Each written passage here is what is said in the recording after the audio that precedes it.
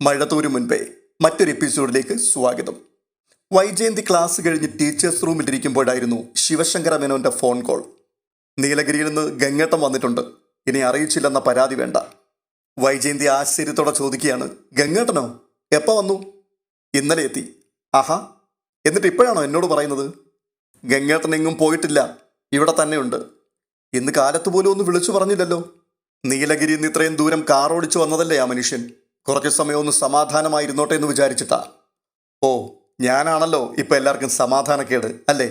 ഈ എഴുതാപ്പുറം വായിക്കുന്നത് പണ്ടേ നിന്റെ സ്വഭാവമാണ്. അതുകൊണ്ട് ഞാൻ കൂടുതലൊന്നും പറയുന്നില്ല. നിനക്ക് കാണണമെന്നുണ്ടെങ്കിൽ പോകുന്നതിന് മുൻപ് വന്ന് കണ്ടുകൊള്ളണം. വല്ലതും ചോദിക്കാനോ പറയാനോ ഉണ്ടെങ്കിൽ അതും ചെയ്തോണം. പോയി കഴിഞ്ഞ് എൻ്റെ അടുത്ത് മുഖം വീർപ്പിച്ച് കാട്ടിയിട്ട് ഒരു കാര്യവുമില്ല. ഗംഗേട്ടൻ എന്നാ തിരിച്ചു പോകുന്നത്? അതൊന്നും അറിയില്ല. ഗംഗേട്ടനോട് തന്നെ നീ നേരിട്ട് ചോദിച്ചാൽ മതി. ഞാൻ അങ്ങ് വരുമ്പോൾ 4:30 ആവും. ആ നേരത്തെ ഗംഗേട്ടനോടെ ഉണ്ടാവുമോ? അതോ ഇനി രണ്ടുപേരും കൂടി എങ്ങോട്ടെങ്കിലും പോകാൻ പ്ലാനുണ്ടോ? ഞങ്ങളിവിടെ ഉണ്ടാവും ജയന്തി, നിന്റെ സൗകര്യം പോലെ നീ വന്നാൽ മതി. ശരി. കോള് കട്ട് ചെയ്തിട്ട് വൈജയന്തി നെറ്റിയിൽ വിരലൂന്നി ചിന്താധീനയായി അല്പനിമിഷം ഇരുന്നു. 3:30 മണിക്ക് വൈജയന്തി കോളേജ് വിട്ടിറങ്ങി. മഴ പെയ്യുന്നുണ്ടായിരുന്നു. വൈപ്പർ പ്രവർത്തിപ്പിച്ചിട്ടും റോഡ് ശരിക്കും കാണുന്നില്ല. അതിനാൽ പതുക്കെയാണ് കാർ ഓടിച്ചത്. കൊല്ലപ്പള്ളിയിലെത്തിയപ്പോഴേക്കും മഴയുടെ ശക്തി കുറഞ്ഞു. ശിവശങ്കര മേനോൻ സിറ്റ് ഔട്ടിൽ ഇരിപ്പുണ്ടായിരുന്നു. വൈജയന്തി ചോദിക്കുകയാണ്, ഗംഗേട്ടൻ എവിടെ? മുകളിലുണ്ട്, ഗസ്റ്റ് റൂമിൽ. ശിവേട്ടൻ എന്താ പിന്നെ ഇവിടെ തനിച്ചിരിക്കുന്നത്? കമലയും രഞ്ജിനിയും കൂടി പാലായിക്ക് പോയിരിക്കുകയാണ്, ബ്യൂട്ടി പാർലറിൽ. ഹരി വക്കീൽ ഓഫീസിൽ പോയിരിക്കുകയാണ്. ചുരുക്കത്തിൽ ഞാനും അമ്മയും ഗംഗേട്ടനും മാത്രമേ ഉള്ളൂ ഇവിടെ. നീ ചെല്ലങ്ങോട്ട്. വൈജയന്തി സ്റ്റെയർ കേസ് കയറി മുകളിലേക്കെത്തി. ഗംഗാധര മേനോൻ ജനാല തുറന്നിട്ട് ചാറ്റൽ മഴ നോക്കി വെറുതെ നിൽക്കുന്നത് കണ്ടു. വൈജയന്തി മുറിയിലേക്ക് പ്രവേശിച്ചപ്പോൾ അയാൾ മുഖത്തേക്ക് നോക്കിയിട്ട് പറയുകയാണ്, നീ വരുന്നത് ഞാൻ കണ്ടു. കുശലം പറച്ചിലുകളും ക്ഷേമാന്വേഷണങ്ങളും എല്ലാം പെട്ടെന്ന് അവസാനിച്ചു. ഗംഗാധര മേനോൻ പറയുകയാണ്, നിനക്കെന്തോ എന്നോട് ചോദിക്കാനുണ്ടെന്ന് ശിവൻ ഫോൺ ചെയ്തപ്പോൾ പറഞ്ഞു. അതാ ഞാൻ വന്നത്, കൂട്ടത്തിൽ അമ്മയെ ഒന്ന് കാണാനും. വൈജയന്തി ഒരു ദീർഘനിശ്വാസമെടുത്തു. ഗംഗാധര മേനോന്റെ മുഖത്ത് നോക്കി അല്പനേരം അനങ്ങാതെ നിന്നു. അപ്പോൾ അയാൾ പറയുകയാണ്, ജയന്തി, നീ ഇങ്ങനെ ആളുകളെ തുറച്ചു നോക്കരുത്. വളരെ പെനിട്രേറ്റിംഗ് ആണിത്. കണ്ണിൽ സ്നേഹവും കരുണയും ഇല്ലാതെ ശത്രുക്കളെ മാത്രമേ നോക്കാവൂ. ഏതാണ്ട് ഇതേ മട്ടിൽ ബാലേട്ടനും പലവട്ടം പരാതി പറഞ്ഞിട്ടുള്ളത് വൈജയന്തി ഓർത്തു. അവൾ പറയുകയാണ്, ഗംഗേട്ട, എനിക്കിപ്പം ശത്രു ആരാണ്, മിത്രം ആരാണ്, ബന്ധു ആരാണ്, ഇതൊന്നും അറിയില്ല. അതെ, സത്യമാണത്.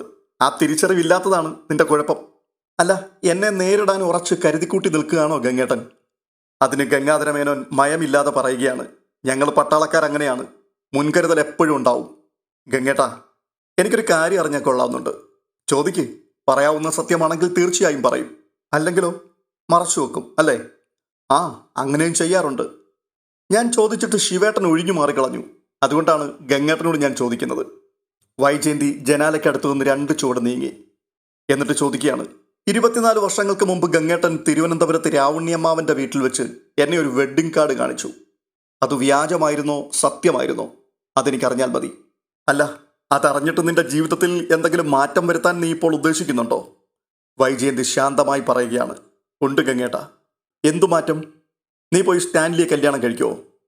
ഇത്ര ക്രൂരമായിട്ട് എന്നോട് സംസാരിക്കല്ലേ ഗംഗേട്ട. എൻ്റെ ജീവിതം തന്നെ മാറ്റിമറിച്ചൊരു സംഭവമായതുകൊണ്ടാണ് ഞാൻ ചോദിക്കുന്നത്. വൈജയന്തിയുടെ ഒച്ച വിറച്ചു. ഗംഗാധര മേനോൻ അല്പനിമിഷങ്ങൾ മൗനമായി നിന്നു. എന്നിട്ട് തലയാട്ടി. അത് വ്യാജമായിരുന്നു. പനിയുടെ ആദ്യ ലക്ഷണം പോലെ വൈജയന്തിയുടെ ഉടലൊന്ന് വിറകൊണ്ടു. ഒരു നിമിഷത്തെ മൗനത്തിന് ശേഷം വീണ്ടും അവൾ ചോദിക്കുകയാണ്, സ്റ്റാൻലി അപ്പോൾ ഒരു ആക്സിഡന്റിൽപ്പെട്ട് ഹോസ്പിറ്റലിൽ കിടക്കുകയായിരുന്നു? ഊവെന്ന് വീണ്ടും അയാൾ തലയാട്ടി. വൈജയന്തി കിതച്ചുകൊണ്ട് ചുമരിലൊരു കൈ പിടിച്ചു. കേട്ടത് സ്വയം വിശ്വസിപ്പിക്കാനെന്നതുപോലെ പതിയെ തലകുലുക്കി. അപ്പോൾ ഗംഗാധര മേനോൻ പറയുകയാണ്, തറവാടിന്റെ അന്തസ്സ് നോക്കേണ്ട ചുമതലയുണ്ടായിരുന്നു നിന്റെ രക്ഷകർത്താക്കൾക്കും കാരണവന്മാർക്കും ഏട്ടന്മാർക്കും. അന്നത് ശരിയായിരുന്നു. വൈജയന്തി ശബ്ദിക്കുന്നില്ല. പക്ഷെ കല്ലെ പിളർക്കുന്ന അവളുടെ നോട്ടത്തെ നേരിടുവാനാവാതെ അയാൾ കപട ദേഷ്യത്തിൽ ഒച്ചവെക്കുകയാണ്, നീയാണ് സകലത്തിനും കാരണക്കാരി. പ്രേമിക്കാനല്ല നിന്നെ ആഗ്രയിലേക്ക് കൊണ്ടുവന്നത്. എന്നോട് നീ സത്യസന്ധത കാണിച്ചില്ല. ഈ തറവാടിന്റെ അന്തസ്സ് നീ പാലിച്ചില്ല. ഒരു കുടുംബം മുഴുവനും നിന്നിൽ അർപ്പിച്ച വിശ്വാസമാണ് നീ തകർത്ത് കളഞ്ഞത്. അന്ന് ഞങ്ങൾ നിന്നോട് വളരെയധികം ക്ഷമിച്ചു. ഞാനും അച്ഛനും ശിവനുമെല്ലാം നിന്നോട് അങ്ങേയറ്റം ദയ കാണിച്ചു. 24 വർഷങ്ങൾക്ക് ശേഷം നീ അതിൻ്റെ പേരിൽ ഞങ്ങളെ കുറ്റപ്പെടുത്തുന്നോ? നീ അന്വേഷണത്തിന് ഇറങ്ങി പുറപ്പെട്ടിരിക്കുകയാണോ? വൈജയന്തി ഒരക്ഷരം പോലും ഉരിയാടിയില്ല. ഗംഗാധര മേനോന്റെ മുഖത്തു നിന്ന് നോട്ടം മാറ്റിയതുമില്ല. അന്ന് നീ കാണിച്ച അബദ്ധമാണ് ഇന്ന് നിന്റെ കുടുംബം തകർത്തിരിക്കുന്നതെന്ന് നിനക്ക് മനസ്സിലാകുന്നുണ്ടോ? വൈജയന്തി നടുങ്ങിപ്പോയി. എന്താണ് ഈ പറഞ്ഞതിൻ്റെ അർത്ഥം? ഒരു നിമിഷം ഗംഗാധര മേനോനും ഒന്ന് പതറി. വാക്കുകൾ കൈവിട്ടു പോയോ? എന്നുവെച്ചാൽ അതിനുശേഷമാണ് നിന്റെ സ്വഭാവം ഇങ്ങനെയായി തീർന്നത്. നെഞ്ചിൽ തൊട്ട് നിനക്ക് സത്യം ചെയ്യാമോ ബാലചന്ദ്രനെ നീ ആത്മാർത്ഥമായി സ്നേഹിക്കുകയും ബഹുമാനിക്കുകയും അനുസരിക്കുകയും ചെയ്തിട്ടുണ്ടെന്ന്? കടമ ചെയ്യുന്നു എന്നല്ലാതെ ആരോടെങ്കിലും നിനക്ക് സ്നേഹമുണ്ടോ ജയന്തി? വൈജയന്തി അനക്കമില്ലാതെ അങ്ങനെ തന്നെ നിന്നു. പിന്നെ മെല്ലെ പിന്തിരിഞ്ഞു. വാതിക്കൽ വരെ ചെന്നിട്ട് അവൾ തിരിഞ്ഞ് ഗംഗാധര മേനോനെ ഒന്ന് നോക്കി. ഒരു സംശയം കൂടി ചോദിച്ചോട്ടെ ഗംഗേട്ടാ? അവളുടെ ഒച്ച ചിലമ്പി. നെയ്യാറ്റിൻകരയിലെ ഹോസ്പിറ്റലിൽ വെച്ച് ഞാനൊരു പെൺകുഞ്ഞിനെ പ്രസവിച്ചെന്നും അത് മരിച്ചുപോയെന്നും നിങ്ങൾ എന്നെ പറഞ്ഞു വിശ്വസിപ്പിച്ചു. അത് സത്യമായിരുന്നോ? ഗംഗാധര മേനോൻ പെട്ടെന്നൊന്ന് പതറി. തൊട്ടടുത്ത നിമിഷം അയാൾ ചോദിക്കുകയാണ്, എന്താ ഇപ്പം അങ്ങനെയൊരു സംശയം തോന്നാൻ? എനിക്കിനി ആരെയും വിശ്വാസമില്ല ഗംഗേട്ടാ. വൈജയന്തി നിറഞ്ഞു വന്ന മിഴികൾ കൈലേസ് കൊണ്ടൊപ്പി. ആ കുഞ്ഞിനെ കൊന്നതാണോ ഗംഗേട്ടാ? അതോ ഉപേക്ഷിച്ചതാണോ? അവൾ ജീവിച്ചിരിപ്പുണ്ടോ? സ്വയം നെറ്റി തടവിക്കൊണ്ട് ഗംഗാധര മേനോൻ വാക്കുകൾക്കായി പരതി. അയാൾ പറയുകയാണ്, അങ്ങനെ കൃത്യമായൊരു ഉത്തരം പറയുവാൻ ഞാനന്ന് ഹോസ്പിറ്റലിൽ ഉണ്ടായിരുന്നില്ല. അച്ഛനും രാവുണ്യമാവനും ഹോസ്പിറ്റലിൽ നിന്ന് വന്നപ്പോൾ പറഞ്ഞത് മാത്രമേ എനിക്കറിയൂ. ആ കുഞ്ഞു മരിച്ചാണ് ജനിച്ചതെന്ന് രാവുണ്യമാവൻ പറഞ്ഞു. അത് അവിശ്വസിക്കേണ്ട കാര്യമൊന്നും എനിക്കില്ലായിരുന്നു. പിന്നെ ഒരു കാര്യം കൂടി നീ മനസ്സിലാക്കണം. ഒരു കുഞ്ഞിനെ കൊന്നുകളയാനും മാത്രം ഹൃദയകാഠിന്യമുള്ളവരല്ല കൈതക്കൽ മാളിക വീട്ടിൽ ജനിച്ചവരാരും. ഈ പറഞ്ഞത് ഗംഗേട്ടൻ ഇനി ഒരിക്കലും മാറ്റി പറയില്ലല്ലോ അല്ലേ? ഗംഗാധര മേനോൻ മനഃപൂർവ്വം മൗനം കാത്തു. വൈജയന്തി വാതിൽ കടന്നുപോയി. കേരളത്തിലേക്കാണ് യാത്ര. തനിച്ചാണ്. ലാലിച്ചൻ എത്രയോ വട്ടം പുനലൂരിൽ പോയി മടങ്ങി വന്നിട്ടുണ്ട്.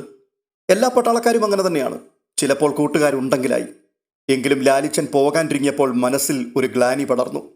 വാസ്തവത്തിൽ ഭയപ്പെടേണ്ട കാര്യമൊന്നും ഉണ്ടായിരുന്നില്ല. താൻ 8 മാസം ഗർഭിണിയായിരുന്നു എന്നതൊഴിച്ചാൽ. ഒരവധിക്കാലം മുഴുവൻ ലാലിച്ചൻ തന്നോടൊപ്പമായിരുന്നു താമസിച്ചത് സഞ്ജയ് പ്ലേസിലെ വാടക വീട്ടിൽ. പക്ഷേ അവധിക്ക് നാട്ടിലേക്ക് പോയി എന്നായിരുന്നു ക്യാമ്പിൽ അറിയിച്ചത്. ലാലിച്ചൻ പുനലൂരിലേക്ക് പുറപ്പെടുന്നതിൻ്റെ തലേ രാത്രി. അതൊന്നും ഒരിക്കലും മറക്കാൻ കഴിയില്ല. മനസ്സിലെവിടെയോ ഒരു തീക്കനൽ ഇരുന്ന് നീറുന്നതുപോലെ തോന്നുന്നു. ലാലിച്ചൻ പറയുകയാണ്, അങ്ങനെയാണെങ്കിൽ പിന്നെ യാത്ര മാറ്റിവെക്കാം. ഒരേ കമ്പിളി പുതപ്പിന് കീഴിൽ ആലിംഗനബദ്ധരായി കിടക്കുകയാണ്. വലം കൈകൊണ്ട് തൻ്റെ വയറിനു മീതെ പതിയെ തടവുന്നുണ്ട്. ലാലിച്ചന് അതൊരു ശീലം പോലെയായി തീർന്നു. നിന്റെ ആഗ്രഹപ്രകാരമാണ് ഈ യാത്ര. എന്തെങ്കിലും അസ്വസ്ഥത തോന്നുന്നുണ്ടെങ്കിൽ മാറ്റിവെക്കാം. ലാലിച്ചൻ പറഞ്ഞത് സത്യമായിരുന്നു. ഒക്കെ തൻ്റെ നിർബന്ധപ്രകാരമായിരുന്നു. രണ്ടിലൊരാളുടെ മതാചാരപ്രകാരം വിവാഹം നടത്തണം. കഴിയുമെങ്കിൽ വീട്ടുകാരുടെ സമ്മതത്തോടെ സ്റ്റാൻലിയുടെ വീട്ടുകാർ അനുവദിച്ചാൽ പള്ളിയിൽ വെച്ച് നടത്താം. എതിർത്താൽ ആഗ്രയിലെ ഏതെങ്കിലും ക്ഷേത്രത്തിൽ വെച്ച്.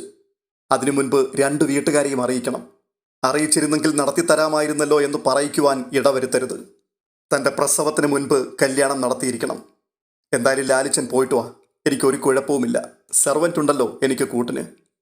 രാത്രി എന്തെല്ലാമോ ദുസ്വപ്നങ്ങൾ കണ്ടു. രാവിലെ ലാലിച്ചൻ തോളത്തൂടെ കൈയിട്ട് ചേർത്തു പിടിച്ചൊരു ഉമ്മ തന്നു. പിന്നെ മൃദുവായി ചുണ്ടത്തും. തൻ്റെ കണ്ണു നിറയുന്നത് കണ്ടപ്പോൾ സ്നേഹത്തോടെ ശകാരിച്ചു. ഛേ, ഇതെന്താ ഇങ്ങനെ? ഇത് കണ്ടിട്ട് വേണോ ഞാനിവിടെ നിറങ്ങാൻ? ഉടൻ തന്നെ കണ്ണു തുടച്ച് പുഞ്ചിരിച്ചു. കൈവയറിന്മേൽ ചേർത്തു പിടിച്ചുകൊണ്ട് എത്തിക്കുത്തി കണ്ണിലൊരു ഉമ്മ നൽകി. ലാലിച്ചൻ്റെ പൊക്ക കൂടുതൽ കൊണ്ടുണ്ടാകുന്ന ഏക അസൗകര്യം അതുമാത്രമായിരുന്നു. ടാക്സി വിളിച്ചത് മുറ്റത്ത് നിർത്തിയിട്ടിരിക്കുകയാണ്. അതിൽ കയറിയിരുന്നു കൊണ്ട് ലാലിച്ചൻ കൈവീശി. അതായിരുന്നു അവസാനത്തെ കാഴ്ച. ഒരാഴ്ചയ്ക്കുള്ളിൽ മടങ്ങിയെത്തുമെന്ന് പറഞ്ഞയാളെ 2 ആഴ്ച കഴിഞ്ഞിട്ടും കാണാനില്ല. എന്തൊരു വേവലാതിയായിരുന്നു. ഹൗസ് ഓണറുടെ വീട്ടിൽ ഫോണുണ്ട്. അതിരിക്കുന്ന മുറി വാടക വീട്ടിലിരുന്നാൽ കാണാം. നേരം പുലർന്നാൽ അവിടേക്ക് നോക്കിയിരിപ്പാണ്. ഫോൺ ബെല്ലടിക്കുമ്പോൾ കസേരയിൽ നിന്ന് അറിയാതെ എഴുന്നേൽക്കും. അവിടെ ഒരു പെൺകുട്ടിയുണ്ട്. കൃഷ്ണമോളുടെ പ്രായമായിരുന്നു. തനിക്ക് ഫോൺ ഉണ്ടെങ്കിൽ അവൾ മുറ്റത്ത് ചാടി വന്ന് വിളിക്കും, ദീദി ആപ്കെ ലിയേ ഫോൺ. പക്ഷേ 2 ആഴ്ചയായിട്ടും ഫോണൊന്നുമില്ല. ക്ഷീണവും വ്യസനവും കൊണ്ട് ആ കസേരയിരുന്ന് ചിലപ്പോൾ മയങ്ങിപ്പോകും. ഖേലേ ഖേല, ഖേലേ ഖേല. പഴങ്ങൾ നിറച്ച കൂടയുമായി പഴം വിൽപ്പനക്കാരി ഈണത്തിൽ വിളിച്ചു പറഞ്ഞ് തെരുവിലൂടെ പോകുന്നത് ഒരു സ്വപ്നത്തിൽ എന്നതുപോലെ കേൾക്കാം. ലാലിച്ചൻ എവിടെയാണ്? എന്തുകൊണ്ടാണ് വരാൻ വൈകുന്നത്? എന്തുകൊണ്ടാണ് വിളിക്കാത്തത്? എന്തെങ്കിലും ആപത്ത്? ഈശ്വര, ഒരാപത്തും വരുത്തരുതേ. മനസ്സിൽ ഭീതിയും കണ്ണിൽ ക്ഷീണവുമായി അങ്ങനെ ഇരിക്കുമ്പോൾ ഒരു കാർ വന്നു നിൽക്കുന്നു. ആളിക്കത്തിയ പ്രതീക്ഷയോടെ കസേരയിൽ നിന്ന് ബന്ധപ്പെട്ട് എഴുന്നേൽക്കുകയാണ്. കാറിൽ നിന്ന് ഇറങ്ങി വരുന്നത് ഗംഗേട്ടനും ശിവേട്ടനും. അടിമുടി കത്തിക്കരിയുന്നത് പോലൊരു നടുക്കം. പിന്നെ എല്ലാം ഒരുതരം അർത്ഥബോധാവസ്ഥയിലായിരുന്നു. ഗംഗേട്ടനും ശിവേട്ടനും കൂടി എന്തൊക്കെയോ പറഞ്ഞു വഴക്കുണ്ടാക്കുന്നു. തൻ്റെ ഉന്തിയ വയർ അവരെ വല്ലാതെ ഭയപ്പെടുത്തിയിട്ടുണ്ട്. അച്ഛൻ വന്നു പറയുന്നു, അവളെ വഴക്കു പറയണ്ട, കൊണ്ടുപോകാം. താൻ പൊട്ടിക്കരയുന്നു. അച്ഛൻ സമാധാനിപ്പിക്കുന്നു. അച്ഛനോട് ഞാൻ കെഞ്ചി പറയുന്നു, ഞങ്ങളെ തമ്മിൽ പിരിക്കാൻ നോക്കല്ലേ അച്ഛാ. ഞാൻ പിന്നെ ജീവിച്ചിരിക്കില്ല. സത്യം, 2 ജീവൻ ഇല്ലാതെയാക്കരുത്. നിന്റെ ഇഷ്ടം അങ്ങനെയാണെങ്കിൽ സ്റ്റാൻലിയുടെ വീട്ടുകാരുമായി ആലോചിച്ച് കല്യാണം നടത്താമെന്ന് പറഞ്ഞ് അച്ഛൻ ഉറപ്പ് നൽകിയതിനു ശേഷമാണ് ഞാൻ ആ വാടക വീട്ടിൽ നിന്നും ഇറങ്ങിയത്. തിരുവനന്തപുരത്ത് ശാസ്തമംഗലത്തിനടുത്ത് ഇടപ്പഴഞ്ഞിയിലുള്ള രാവുണ്ണിയമ്മാവൻ്റെ വീട്ടിലേക്കാണ് കൊണ്ടുപോയത്. വിവാഹാലോചനയ്ക്കായി ഏട്ടന്മാരും അച്ഛനും രാവുണ്ണിയമ്മാവനും കൂടി പുനലൂരിലേക്ക് പോയതും താൻ പ്രതീക്ഷയോടെ കാത്തിരുന്നതും എല്ലാം ഇന്നത്തെ പോലെ ഓർമ്മയിലുണ്ട്. ഒടുവിൽ ലാലിച്ചൻ്റെ വിവാഹ ക്ഷണക്കത്തുമായി അവർ മടങ്ങി വന്ന ദിവസം ജീവിതത്തിൽ ഒരിക്കലും മറക്കുവാൻ പറ്റില്ല. അതെല്ലാം നാടകമായിരുന്നല്ലോ ഈശ്വര. എന്തോ ഒരു വലിയ ചതിയായിരുന്നു നടന്നത്. ലാലിച്ചൻ്റെ പേരിൽ വിവാഹ ക്ഷണക്കത്ത് അച്ചടിച്ച് തന്നെ തെറ്റിദ്ധരിപ്പിച്ചത് ആരുടെ കുൽസിത ബുദ്ധിയായിരുന്നു? അച്ഛൻ്റെയോ അമ്മാവൻ്റെയോ? ലാലിച്ചൻ മരണത്തോട് മല്ലടിച്ച് ഹോസ്പിറ്റലിൽ കിടക്കുമ്പോൾ ഈശ്വരന്മാരെ വിളിച്ച് ആ ജീവന് വേണ്ടി പ്രാർത്ഥിക്കേണ്ടതിന് പകരം താൻ ഒന്നുമിപ്പോൾ ആലോചിക്കാൻ പോലും കഴിയുന്നില്ല. പ്രസവശേഷം ഡൽഹിയിൽ ഗംഗേട്ടൻ്റെ ക്വാർട്ടേഴ്സിൽ കിടന്ന എത്രയോ രാത്രികളിൽ ഉറക്കം വരാതെ പകയോടും വൈരാഗ്യത്തോടും കൂടി ലാലിച്ചനെ ശപിച്ചിട്ടുണ്ട്. ചതിയനും വഞ്ചകനുമെന്ന് മനസ്സിൽ മുദ്രകുത്തി ദ്വേഷിക്കുകയും വെറുക്കുകയും ചെയ്തിട്ടുണ്ട്. ഹോസ്പിറ്റൽ വിട്ടിറങ്ങിയ ഉടൻ ലാലിച്ചൻ തന്നെ തിരക്കി ആഗ്രയിലും കൊല്ലപ്പള്ളിയിലും ഡൽഹിയിലുമെല്ലാം അലഞ്ഞു നടന്നുവെന്ന് ബബിത പറഞ്ഞത് സത്യമായിരിക്കണം. കൊല്ലപ്പള്ളിയിലെ തറവാട്ടിൽ നിന്നും ലാലിച്ചനെ അച്ഛനും ശിവേട്ടനും കൂടി അപമാനിച്ച് തിരിച്ചയക്കുന്ന രംഗം വൈജയന്തിയുടെ സങ്കല്പത്തിൽ തെളിഞ്ഞു വന്നു. വ്രണിത ഹൃദയനായി മടങ്ങിപ്പോവുകയാണ് ലാലിച്ചൻ. പ്രാണനെ പോലെ സ്നേഹിച്ച പെണ്ണിനെ കാണാനില്ല. ഉദരത്തിനുള്ളിൽ വെച്ച് താരാട്ടിയ പൈതലുമില്ല. ദൈവമേ, ലാലിച്ചൻ ആ വേദനയെല്ലാം എങ്ങനെ സഹിച്ചു? വൈജയന്തിക്ക് ടെറസിന്റെ പാരപ്പറ്റിൽ തലതല്ലി കരഞ്ഞു മരിക്കണമെന്ന് തോന്നി. ഒത്തൊരുമിച്ച് ജീവിക്കുവാൻ എത്രമാത്രം കൊതിച്ചതാണ്. ഇനി എന്തെങ്കിലും ഈ ഭൂമിയിൽ ഒത്തുചേരാൻ ഒരവസരം കിട്ടുമോ? എന്നേക്കുമായി അത് നഷ്ടപ്പെട്ടു പോയല്ലോ. വൈജയന്തി പാരപ്പറ്റിലേക്ക് ശിരസുരുട്ടി ടെറസിലെ ഇരുട്ടത്തിരുന്ന് വിങ്ങിപ്പൊട്ടി. ഇരുളിലൂടെ നീങ്ങിക്കൊണ്ടിരുന്ന ഒരു മിന്നാമിനുങ്ങ് അവളുടെ മുടിയിൽ വന്നു വീണണഞ്ഞു. അടുത്തതായി കാണുന്നത് സ്റ്റാൻലിയും അലീനയും കൂടി ഒരുമിച്ച് യാത്ര ചെയ്യുന്നതാണ്. സ്റ്റാൻലി സംശയം ഏതുമില്ലാതെ ടൗണിലൂടെ കാർ ഓടിക്കുന്നത് കണ്ടുകൊണ്ട് അലീന ചോദിക്കുകയാണ്, പപ്പ ഈയിടെ പാലയിൽ കൂടി എങ്ങാനും വന്നിരുന്നോ? ഈയിടെ എന്ന് വെച്ചാൽ ഈ അടുത്ത കാലത്ത് എങ്ങാനും? എന്താ ചോദിക്കാൻ കാരണം? അല്ല, റോഡും തിരിവും എല്ലാം കാണാപ്പാടമാണല്ലോ. സ്റ്റാൻലി മന്ദഹസിച്ചു. അയാൾ കാറ് മുനിസിപ്പൽ ബസ് സ്റ്റാൻഡിന് എതിർവശത്തുള്ള റോഡിലേക്ക് തിരിച്ച് നെടുമ്പുരക്കൽ ജുവല്ലേഴ്സ് എന്നെഴുതിയ ഭീമാകാരമായ ബോർഡിന് കീഴിൽ പാർക്കിംഗ് പ്ലേസിലേക്ക് കാർ കയറ്റി. പപ്പ ഇതിനു മുമ്പ് സ്വർണ്ണക്കടയിലും വന്നിട്ടുണ്ടോ? അല്ലാതെ ആരോടും ചോദിക്കാതെ ഇത്ര കൃത്യമായിട്ട് ഈ കട കണ്ടുപിടിക്കാൻ പറ്റില്ലല്ലോ. ഞാൻ ഒരു പ്രാവശ്യം വന്നിട്ടുണ്ട്. അത് ശരി, എന്ന്? നിന്നെ ആദ്യമായിട്ട് കാണാൻ. അങ്ങനെയൊരു സംഭവം ഉണ്ടായോ? അലീന അത്ഭുതപ്പെട്ടു. അപ്പോൾ സ്റ്റാൻലി പറയുകയാണ്, ബാലചന്ദ്രമേനോൻ വന്ന് എനിക്കൊരു മകളുണ്ടെന്ന് പറഞ്ഞാൽ ഞാൻ ഉടനെ 2 കൈയും നീട്ടി നിന്നെ സ്വീകരിക്കുമോ? എനിക്ക് നിന്നെ കാണണമായിരുന്നു. ഞാൻ കാണാൻ കൊള്ളരുതാത്തവളായിരുന്നുവെങ്കിൽ വേണ്ടെന്ന് പറയാൻ വേണ്ടിയായിരുന്നോ? അതുകൊണ്ടല്ല, എനിക്ക് തോന്നി എനിക്ക് അങ്ങനെ ഒരു മകളുണ്ടെന്ന് പറഞ്ഞത് സത്യമാണെങ്കിൽ അവളെ കണ്ടാൽ എനിക്ക് തിരിച്ചറിയുവാൻ പറ്റുമെന്ന്. എന്നിട്ട് കണ്ടപ്പോഴോ? മേനോന്റെ ക്യാബിനിലെ CCTVയിലൂടെയായിരുന്നു കാഴ്ച. മേനോൻ നിന്നെ ഷോപ്പിലേക്ക് വിളിച്ചുകൊണ്ടു വന്നിട്ടുണ്ടായിരുന്നു, നിനക്ക് ഗോൾഡ് വാങ്ങിത്തരാൻ. അലീന അത്ഭുതത്തോടെ ചോദിക്കുകയാണ്, അന്നു പപ്പ അച്ഛൻ്റെ റൂമിലുണ്ടായിരുന്നു? ഇതൊന്നും പക്ഷെ അച്ഛൻ എന്നോട് പറഞ്ഞിട്ട് പോലുമില്ല. 2 കള്ളന്മാരും കൂടിയുള്ള ഒത്തുകളിയായിരുന്നല്ലേ? എന്നിട്ടോ അന്നെന്നെ കണ്ടിട്ട് എന്തു തോന്നി? ഞാൻ തിരിച്ചറിഞ്ഞു. അത്രമാത്രം? അപ്പോഴെനിക്ക് തോന്നിയ വികാരങ്ങളൊന്നും ഇപ്പോൾ പറഞ്ഞറിയിക്കാൻ പറ്റില്ല. സ്റ്റാൻലി അത് പറഞ്ഞില്ലെങ്കിലും അലീനയ്ക്കത് മനസ്സിലാക്കുവാൻ പറ്റുമായിരുന്നു. ഇറങ്ങ്, സ്റ്റാൻലി സീറ്റ് ബെൽറ്റ് അഴിച്ചുകൊണ്ട് പറയുകയാണ്. സ്റ്റാൻലി ആദ്യം ഇറങ്ങി, പിന്നാലെ അലീനയും. അവർ ഷോപ്പിന്റെ ഗ്രാനൈറ്റ് പടികൾ കയറി ചെന്നപ്പോൾ സെക്യൂരിറ്റി ഗാർഡ് വാതിൽ തുറന്നു പിടിച്ചു. ഗോവർദ്ധനാണ് അലീനയെ ആദ്യം കണ്ടത്. അയാൾ ആശ്ചര്യത്തോടെ അവളുടെ സമീപത്തേക്ക് വന്നു. തുടർന്ന് അയാൾ സന്തോഷത്തോടെ പറയുകയാണ്, എന്തൊരു അതിശയം! എനിക്ക് ആദ്യം മനസ്സിലായില്ല കേട്ടോ. കൂടെ ആരാണ്? എനിക്ക് പരിചയമുള്ളതുപോലെ തോന്നുന്നല്ലോ. എൻ്റെ പപ്പയാ, മുമ്പ് വന്നിട്ടുണ്ട് ഇവിടെ. പക്ഷെ ഗോവർദ്ധന് അതത്ര മനസ്സിലായില്ല. അലീന ചോദിക്കുകയാണ്, അച്ഛനില്ലേ? ഉണ്ടല്ലോ, വാ. ഗോവർദ്ധൻ തന്നെ സ്റ്റാൻലിയെയും അലീനയെയും ബാലചന്ദ്രമേനോന്റെ ക്യാബിനിലേക്ക് കൂട്ടിക്കൊണ്ടുപോയി. ഡോർ അല്പം തുറന്നു പിടിച്ച് അകത്തേക്ക് തല നീട്ടിക്കൊണ്ട് അലീന വിളിക്കുകയാണ്, അച്ഛാ. ലാപ്ടോപ്പിൽ മെയിൽ നോക്കുകയായിരുന്ന ബാലേന്ദ്രമേനോൻ തല തിരിച്ചു. നിറചിരിയോടെ അലീനയുടെ മുഖം, പിന്നിൽ ഗോവർദ്ധനും സ്റ്റാൻലിയും. ഗുഡ് മോർണിംഗ് അച്ഛാ. അവൾ അകത്തേക്ക് കടന്നു. ബാലചന്ദ്രമേനോൻ വികാരഭരിതനായി എഴുന്നേറ്റ് കൈനീട്ടി. ആഹാ, good morning, it's A surprise. അയാൾ അവൾക്ക് ഷേക്ക് ഹാൻഡ് നൽകി. അപ്പോഴേക്കും സ്റ്റാൻലിയും ഗോവർദ്ധനും കൂടി വാതിൽ കടന്നു വന്നു. സ്റ്റാൻലി ബാലചന്ദ്രമേനോന്റെ നേരെ കൈ നീട്ടിക്കൊണ്ട് ചോദിക്കുകയാണ്, how are you mister Menon? I am fine, thank you. ഇരുവരും തമ്മിൽ ഹസ്തദാനം നടത്തി. തുടർന്ന് സ്റ്റാൻലി അർത്ഥഗർഭമായി പറയുകയാണ്, ഇന്ന് വലിയ തിരക്കില്ലാത്ത ദിവസമാണെന്ന് തോന്നുന്നു. അപ്പോൾ ബാലചന്ദ്രൻ, 10 മണി കഴിഞ്ഞതല്ലേ ഉള്ളൂ. സ്വർണ്ണക്കടകളിൽ ഏതാണ്ട് ഉച്ച മുതലാണ് തിരക്ക്. ഇരിക്ക് രണ്ടുപേരും. സ്റ്റാൻലിയും അലീനയും ഇരുന്നു. അലീന അപ്പോൾ ബാലചന്ദ്രനെ സൂക്ഷിച്ചു നോക്കിക്കൊണ്ട് ചോദിക്കുകയാണ്, അച്ഛന് ഇടയ്ക്കിടയ്ക്ക് മദ്യപാനവും സിഗരറ്റ് വലിയൊക്കെ ഇപ്പോൾ ഉണ്ട് അല്ലേ? മേശപ്പുറത്തിരുന്ന പേപ്പർ വെയ്റ്റിനുള്ളിലെ പൂവിൽ വിരൽ തൊടുവാൻ ശ്രമിച്ചുകൊണ്ട് ചെറുചിരിയോടെ ബാലചന്ദ്രൻ അപ്പോൾ പറയുകയാണ്, ഏയ് അത്രയ്ക്കൊന്നുമില്ല മോളെ, വല്ലപ്പോഴും, ഞാനതിന് അഡിക്റ്റൊന്നും അല്ലല്ലോ. വീണ്ടും അലീന, ഇവിടെ എന്തൊക്കെയുണ്ടച്ചാ വിശേഷങ്ങൾ? ആ, ബിസിനസ് കുഴപ്പമില്ലാതെ നടക്കുന്നു, വേറെന്തു വിശേഷം? അതല്ല അച്ഛാ ചോദിച്ചത്, അച്ഛൻ്റെ കേസ്. പിന്നെ അവൾ അർത്ഥോക്തിയിൽ നിർത്തി. കേസ് നടക്കുന്നു, പിന്നെ എന്താണ്? പറയാനും മാത്രം ഒന്നുമില്ല. ബബിത എന്നോട് പറഞ്ഞു നീലഗിരിയിൽ നിന്ന് അങ്കിള് വന്നിട്ടുണ്ടായിരുന്നെന്ന്. ആ വന്നു, ഗംഗേട്ടൻ ഇവിടെയും വന്നിരുന്നു. തുടർന്ന് ഒന്നും പറയാനില്ലെന്ന മട്ടിൽ ബാലചന്ദ്രമേനോൻ മൗനം അവലംബിച്ചു. അച്ഛൻ എവിടെയാ താമസിക്കുന്നേ? ഞാനിപ്പോൾ ഹോട്ടൽ റൂമിലാ. എനിക്കും പപ്പയ്ക്കും കൂടി അവിടെ റൂം കിട്ടുമോ അച്ഛാ? നിങ്ങളിന്ന് തിരിച്ചു പോകുന്നില്ലേ? ചിലപ്പോൾ പോകും, പോകാൻ പറ്റിയില്ലെങ്കിൽ. അതുമാത്രവുമല്ല, എനിക്ക് വേറെ ചില സ്ഥലങ്ങളിൽ പോകാനുണ്ട്. പപ്പയ്ക്ക് എൻ്റെ കൂടെ വരാൻ താല്പര്യമുള്ള സ്ഥലങ്ങളൊന്നും അല്ലത്. ആ സമയത്ത് പപ്പയ്ക്ക് റൂമിലിരിക്കാമല്ലോ. ബാലചന്ദ്രമേനോൻ ഉടൻ തന്നെ ഫോൺ എടുത്ത് ഹോട്ടലിലേക്ക് വിളിച്ചു. അവിടെ കിട്ടാവുന്നതിലെ ഏറ്റവും നല്ല റൂം സ്റ്റാൻലിക്കും അലീനയ്ക്കും വേണ്ടി ബുക്ക് ചെയ്തു. അലീന വീണ്ടും ചോദിക്കുകയാണ്, നീലഗിരിയിലെ അങ്കിൾ തിരിച്ചു പോയോ അച്ഛാ? അറിയില്ല മോളെ, ഞാനതൊന്നും അന്വേഷിക്കാറില്ല. അപ്പോൾ സ്റ്റാൻലി പറയുകയാണ്, എന്നാൽ ഞങ്ങൾ ഹോട്ടലിലേക്ക് പോകാം. മിസ്റ്റർ മേനോൻ വൈകുന്നേരം ഫ്രീ ആകുമല്ലോ, അപ്പോൾ നമുക്ക് കാണാം. ചായ കുടിച്ചിട്ട് പോവാം, ഇപ്പോൾ ചായ കൊണ്ടുവരും. ബാലചന്ദ്രമേനോൻ കോളിംഗ് ബെല്ലമർത്തി. പഞ്ചായത്ത് വക കളിസ്ഥലത്തിനപ്പുറം മലിനജലം ഒഴുകുന്ന ഓടയ്ക്കിപ്പുറത്ത് അലീന കാർ നിർത്തിയിറങ്ങി. റിമോട്ട് സ്വിച്ച് കീ ഉപയോഗിച്ച് കാർ ലോക്ക് ചെയ്ത ശേഷം അവൾ ഓടയ്ക്ക് മീതെയുള്ള സ്ലാബിലൂടെ നടന്ന് രണ്ടാമത്തെ വീട്ടുമുറ്റത്തെത്തി. അപ്പോഴേക്കും ചുരിദാറിട്ടൊരു പെൺകുട്ടി അലീന ചേച്ചി എന്ന് ആർത്തു വിളിച്ചുകൊണ്ട് വീട്ടിനുള്ളിൽ നിന്നും ചാടി ഇറങ്ങി വന്നു. ഇരു കൈയും വിരിച്ചു പിടിച്ച് അവൾ അലീനയെ ഉറുമ്പടക്കം കെട്ടിപ്പിടിച്ച് മേൽപോട്ട് ഉയർത്തി. പെട്ടെന്ന് അലീന, പെണ്ണെ കളിക്കല്ലേ, വീഴും, പറഞ്ഞേക്കാം, താഴെ നിർത്ത്. അലീനയുടെ ശാസന കേട്ടുകൊണ്ട് അവൾ അലീനയെ താഴെ നിർത്തി. ശരണ്യ അപ്പോൾ പറയുകയാണ്, കാറ് വന്നപ്പോഴേ ഞാൻ കണ്ടതാ. എൻ്റെ കൈ ചീത്തയായിരുന്നു, കഴുകാൻ താമസിച്ചതാ. ഇത്തിരി അങ്ങോട്ട് മാറി നിന്നേ നീ. ആദ്യം നിന്നെ ഞാനൊന്ന് കണ്ടോട്ടെ. അലീന പറയുന്നത് കേട്ടുകൊണ്ട് ശരണ്യ അറ്റൻഷനായി നിന്നുകൊടുത്തു. ഒടുവിൽ ഒരു സല്യൂട്ടും. എന്നിട്ട് അവൾ പറയുകയാണ്, കണ്ടോ, ശരിക്കും കണ്ടോ? അലീന അപ്പോൾ വാത്സല്യത്തോടെ അവളുടെ മുടി ചുരുളുകൾ മാടി വെച്ചുകൊണ്ട് പറയുകയാണ്, മതി മതി, നീ അങ്ങ് വലുതായി കേട്ടോ. അപ്പോഴേക്കും ശരണ്യയുടെ മാതാപിതാക്കളും സഹോദരന്മാരും കൂടി വരാന്തയിലേക്ക് വന്നു. അലീനയെ കണ്ടതിലുള്ള അവാച്യമായ സന്തോഷം എല്ലാവരുടെയും മുഖത്ത് പ്രകടമായിരുന്നു.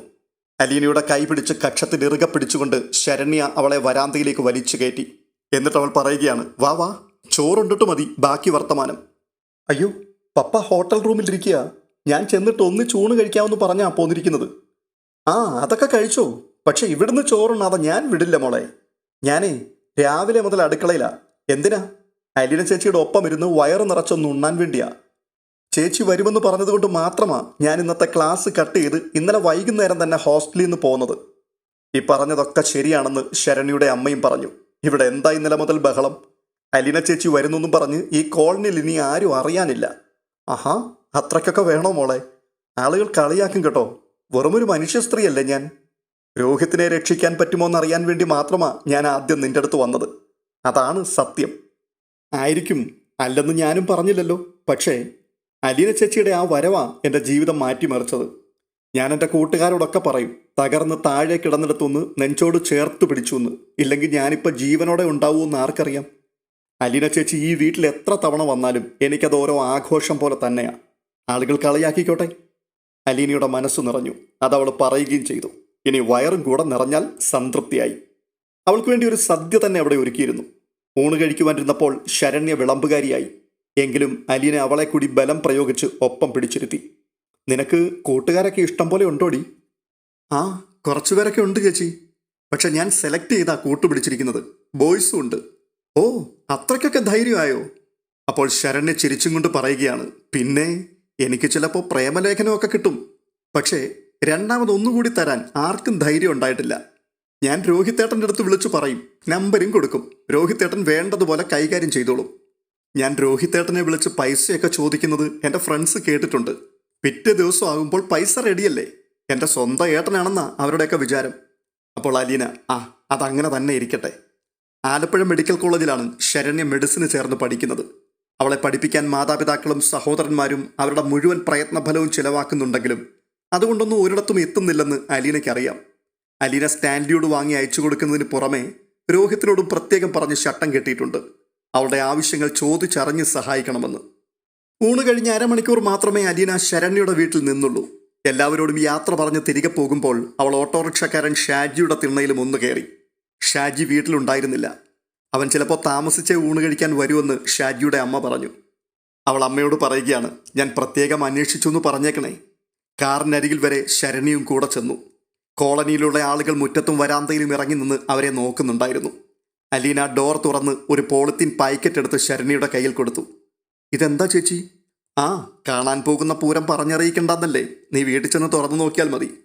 അനന്തരം അവൾ ഹാൻഡ് ബാഗിനുള്ളിൽ നിന്ന് കുറച്ച് പണം കൂടി എടുത്ത് ശരണ്യയുടെ കയ്യിൽ വെച്ചു കൊടുത്തു. യോ, വേണ്ട. വേണ്ടപ്പോഴൊക്കെ ചേച്ചി എനിക്ക് തരുന്നുണ്ടല്ലോ, പിന്നെ എന്തിനാ ഇപ്പം? ഇതും നിനക്ക് തരാൻ വേണ്ടി തന്നെ കൊണ്ടുവന്നതാ. ശരണ്യ നിറമിഴികളോടെ അത് വാങ്ങി. പഠിക്കാവുന്നിടത്തോളം നീ പഠിച്ചോണം കേട്ടോ.